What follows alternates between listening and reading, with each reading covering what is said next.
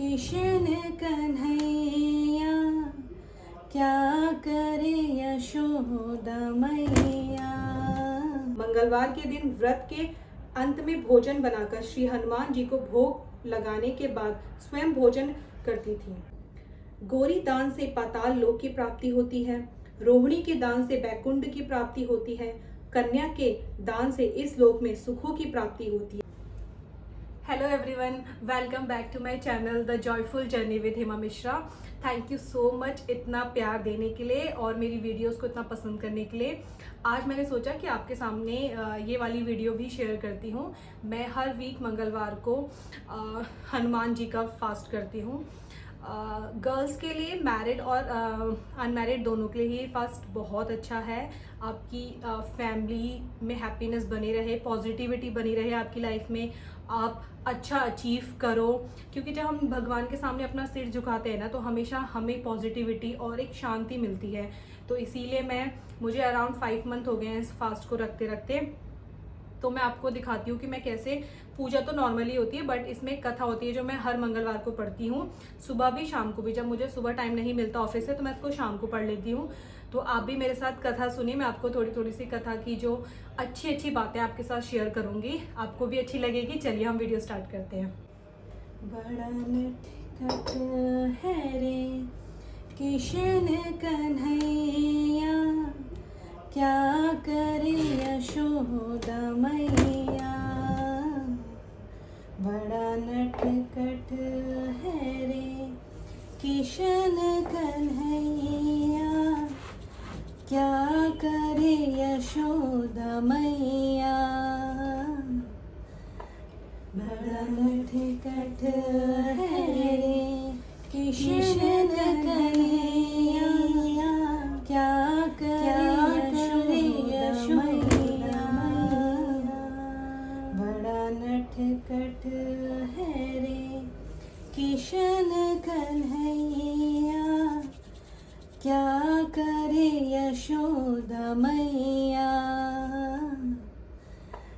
बड़ा नटखट है रे किशन कन्हैया क्या करे यशोदा मैया।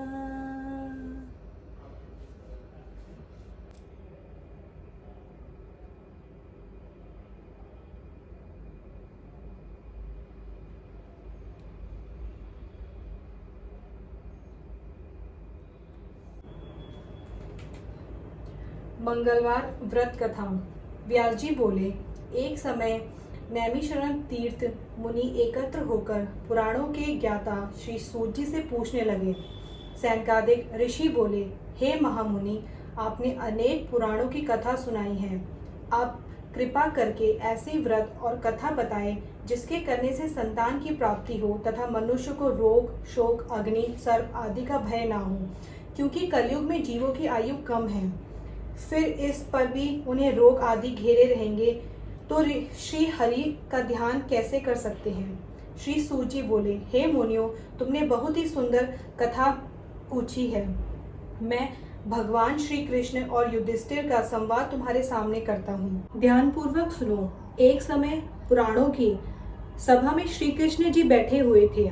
युधिष्ठिर ने भगवान श्री कृष्ण से प्रश्न किया, हे भगवान नंदन गोविंदन, आपने मेरे लिए अनेकों कथाएं सुनाई हैं। कृपा करके, पुत्र जीवन व्यर्थ है, बिना पुत्र नरगामी होता है तथा पितृषण से छुटकारा नहीं मिल सकता है और ना पुनराग नामक नरक से उद्धार हो सकता है। अतः पुत्रदायक व्रत बताइए। श्री कृष्ण भगवान बोले, हे राजन, मैं एक प्राचीन इतिहास सुनाता हूँ, ध्यान देकर सुनो। करुण पुराण नामक एक नगर था जिसमें नंदा नामक एक ब्राह्मण रहता था। भगवान की कृपा से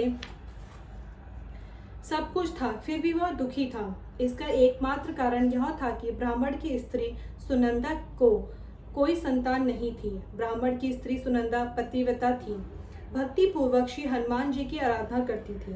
मंगलवार के दिन व्रत के अंत में भोजन बनाकर श्री हनुमान जी को भोग लगाने के बाद स्वयं भोजन करती थी।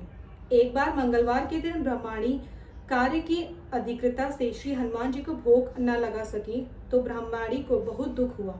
उसने कुछ भी नहीं खाया पिया और अपने मन में प्रण करके सो गई कि अब तो अगले मंगलवार को ही महावीर जी को भोग लगाकर अंत जल ग्रहण करूंगी। भोजन बनाती परंतु स्वयं भोजन नहीं करती और मन ही मन श्री हनुमान जी की आराधना करती रहती थी। इसी प्रकार 6 दिन व्यतीत हो गए। ब्रह्माणी सुनंदा अपने निश्चय के अनुसार भूखी प्यासी रही। मंगलवार को सुनंदा प्रातः काल ही मूर्छित होकर गिर पड़ी। उसकी भक्ति के प्रभाव से प्रसन्न हनुमान जी प्रसन्न हो गए और प्रकट होकर बोले, मैं तेरी भक्ति से प्रसन्न हूँ, तू वर मांग। सुनंदा बोली, हे प्रभु, मेरी कोई संतान नहीं है, कृपा करके पुत्र या कन्या प्रदान करें, आपकी अति कृपा होगी। श्री महावीर जी बोले, तेरी इच्छा पूर्ण होगी, तेरे एक कन्या पैदा होगी और उसके अष्टांग रोज सोना दिया करेंगे। इसी प्रकार से कहकर श्री महावीर जी अंतर्ध्यान हो गए। ब्रह्माणी बहुत ही प्रसन्न हुई और उसने सभी समाचार अपने पति से कहा। ब्राह्मण देव कन्या का वरदान सुनकर कुछ दुखी हुए, परंतु सोने की बात सुनी तो बहुत प्रसन्न हुए। विचार किया, कन्या के साथ मेरी निर्धनता भी समाप्त हो जाएगी। श्री हनुमान जी की कृपा से वह ब्रह्माणी गर्भवती हुई और 10वें महीने में जाकर उसे बहुत ही सुंदर कन्या रूपी रत्न प्राप्त हुआ। यह बालिका जिस प्रकार शुक्ल पक्ष का चंद्रमा बढ़ता है, ठीक उसी प्रकार अपने पिता के घर में नित्य प्रति बढ़ने लगी। 10वें दिन ब्राह्मण ने इस बालिका का नामकरण संस्कार कराया और उसके कुल पुरोहित ने बालिका का नाम रत्नबाला रखा, क्योंकि यह कन्या सोना दिया करती थी।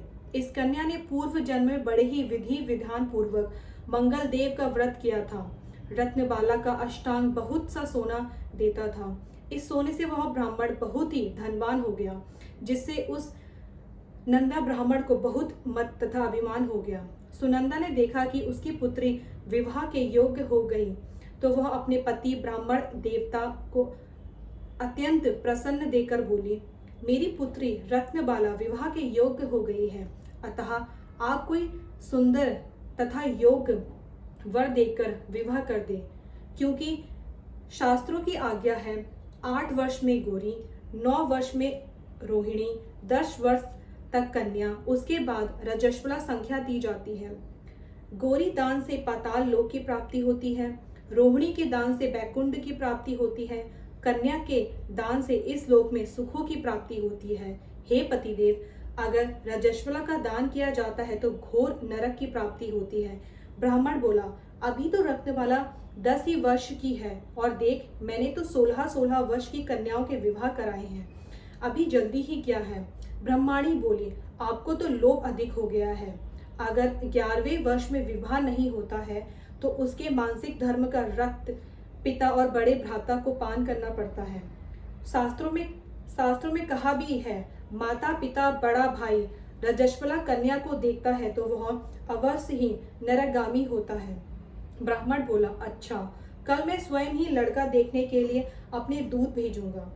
दूसरे दिन ब्राह्मण ने अपने दूत को बुलाया और आज्ञा दी कि जैसी सुंदर मेरी कन्या है, वैसा ही सुंदर वर तलाश कर लाओ। दूत ने अपने स्वामी की आज्ञा पाकर बंबई नगर में एक सुंदर ब्राह्मण के बालक को देखा। बालक देखने में सुंदर था तथा ब्राह्मण के सभी गुण इस बालक में मौजूद थे। इस बालक का नाम सोमेश्वर था। दूत ने आकर स्वामी नंदा को यह ब्राह्मण बालक दिखलाया। ब्राह्मण ने सोमेश्वर को देखा। ब्राह्मण को देख विधि पूर्वक विवाह कर दिया तथा रत्नबाला को काफी धन दिया। ब्राह्मण ने विधि पूर्वक कन्यादान कर अपने को बहुत भाग्यशाली माना। नंदा को महालोभ हो गया। उसने विचार किया कि यह कन्या तो अब चली जावेगी, अंततः इससे मुझे जो सोना मिलता था अब वो नहीं मिलेगा। मेरे पास जो धन था इस कन्या की शादी में खर्च हो गया और जो कुछ बचा है वह कुछ समय में नष्ट हो जाएगा। इससे इस कन्या का विवाह करके मैंने बहुत गलती की है। अब मुझे वही उपाय करना चाहिए जिससे यह कन्या मेरे घर में बनी रहे, अपनी ससुराल न जावे। ब्राह्मण इसी पर विचार करते करते रात्रि भर सोया तक नहीं। उसने विचार किया कि जब कन्या को लेकर सोमेश्वर अपने घर के लिए जाएगा तो वह छिपकर मार्ग पर उसका वध कर देगा और अपनी कन्या रत्नबाला को अपने घर ले आवेगा, जिससे उसके लिए नियमित रूप से सोना मिलता रहेगा और समाज का कोई मनुष्य उसे दोष भी नहीं दे सकता। प्रातः काल हुआ। नंदा और सुनंदा ने जमाई तथा लड़की को खूब धन देकर विदा किया।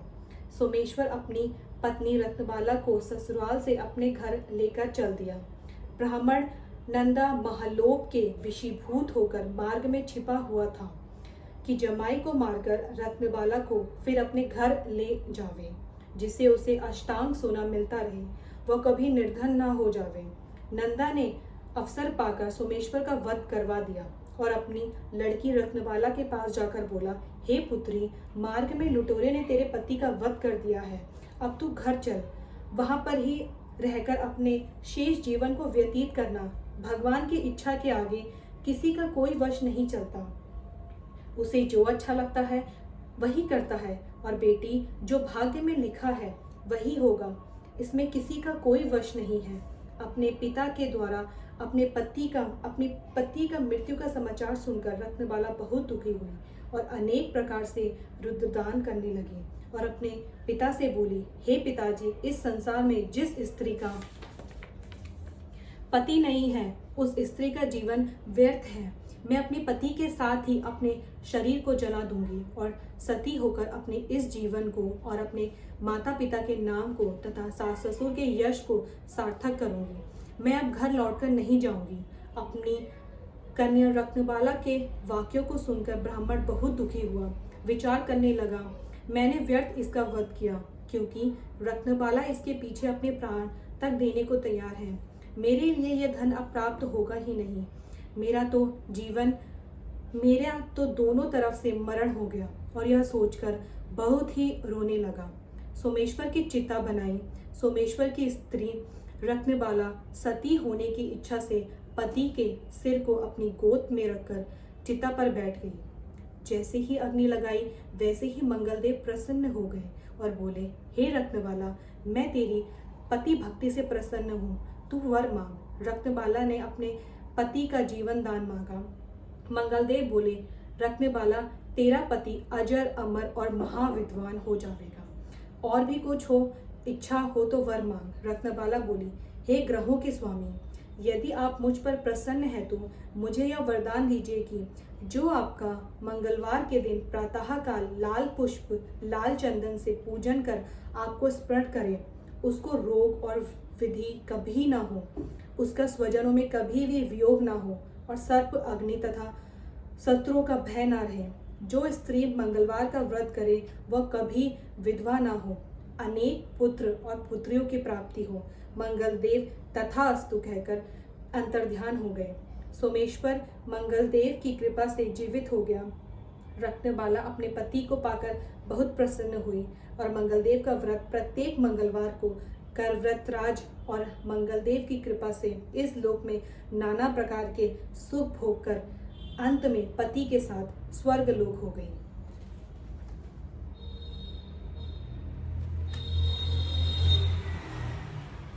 होप आपको ये कथा अच्छी लगी होगी। आप भी मंगलवार के दिन ये कथा डेली पढ़ सकते हैं। आपको सच में बहुत शांति महसूस होगी अपने जीवन में, क्योंकि जब हम लोग भगवान से कुछ मांगते हैं ना, तो हमें ऐसा लगता है कि हम क्यों मांग रहे हैं। हम लोग सिर्फ प्रार्थना करें कि सब अच्छा रहे हमारे जीवन में, हमारे आसपास के लोगों के साथ। तो अच्छा लगता है जब हम ये फास्ट रखते हैं। ऑल तो भूख भी लगती है, बट हाँ, हमें एक आस्था रहती है कि हाँ, हमने भगवान के लिए कुछ किया है। तो अगर आप भी हो सकता है तो वीक में कोई एक फास्ट जो आपको अच्छा लगता हो व्रत वो आप रख सकते हैं। इसी के साथ मैं आप लोगों से अलविदा लेती हूँ। आई होप आपको मेरी ये वाली वीडियो पसंद आई होगी। अगर आपको मेरी ये वीडियो पसंद आई तो please like, share and subscribe.